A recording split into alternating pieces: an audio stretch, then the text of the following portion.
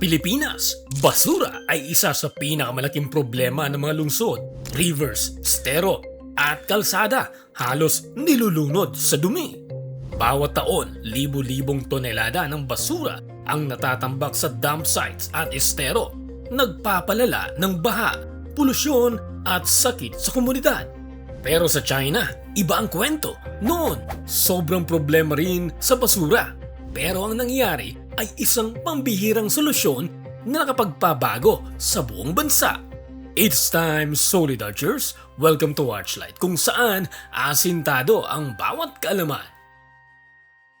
Noong early 2000, ang China ay nahaharap sa malawakang basura crisis, rapid urbanization, industrial expansion, at daan-daang milyon ang lumipat sa lungsod ang nagdulot ng mountains of trash.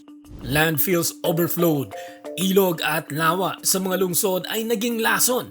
Sabi pa noon, ang mga lungsod ay parang nilulunod sa sariling basura. Ngunit noong 2010, isang Chinese engineer ang nag-isip ng radical na idea. Paano kung gawing kuryente ang basura? Sa halip na itapon sa landfill, binuo ang mga modern waste to energy plants. Dito ang basura ay sinusuri, sinisira sa shredders at sinusunog sa mataas na temperatura. Ang init ay nagpapainit ng tubig, nagiging steam at pinapaandar ang turbines, lumilikha ng kuryente.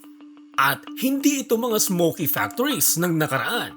Advanced filters ang humuhuli ng harmful gases at ang leftover ash ay nire-recycle sa road construction at cement.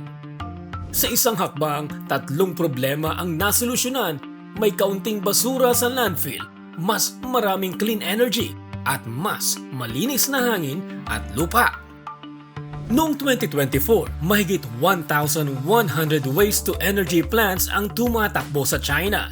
Nagpo-produce ng bilyon-bilyong kilowatt hours ng electricity bawat taon.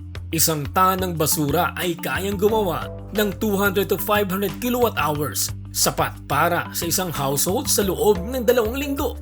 Sa pera, humigit kumulang $140 bawat tan.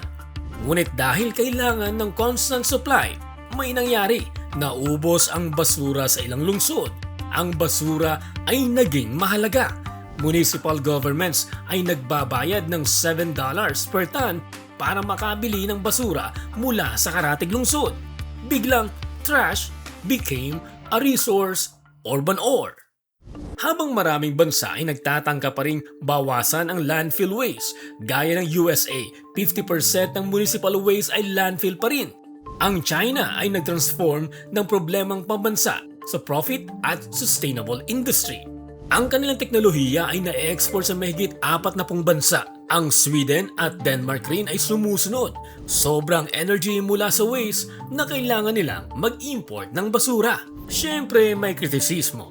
Kung hindi maayos, pwede pa rin maglabas ng emissions.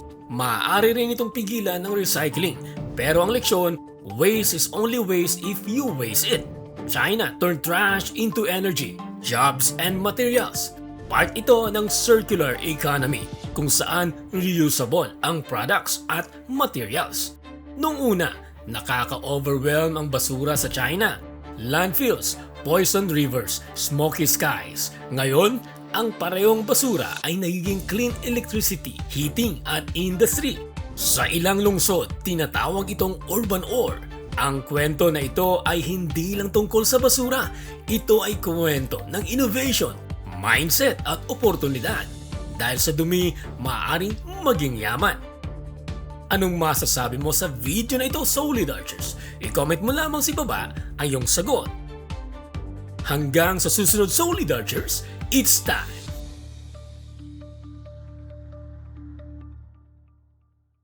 Solid Archers, kung meron ka mong reaksyon sa videong ito, i-tweet gamit ang hashtag Archlight at hashtag Asintadong Kaalaman. Maraming salamat sa panunood. Huwag kalimutang mag-subscribe sa aming channel na Archlight para maging updated ka sa marami pang videos. Kita-kits po muli sa mga susunod na video. Solid Archers, it's time!